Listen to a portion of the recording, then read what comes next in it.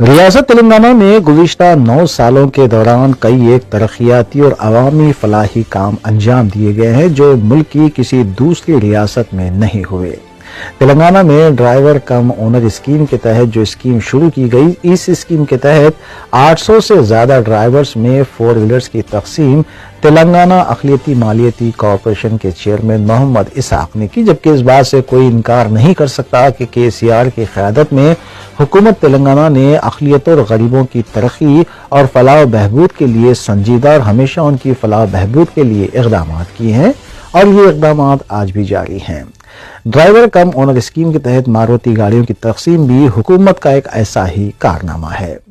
मैं Banswara constituency Kamareddy district से आया हूँ और सबसे पहले तो मैं अल्लाह ताला का शुक्र अदा करता हूँ कि अल्लाह ताला ने हमको इस गाड़ी से नवाजा जो तेलंगाना गवर्नमेंट की तरफ से दी गई है। और उसके बाद हमारे तेलंगाना स्टेट के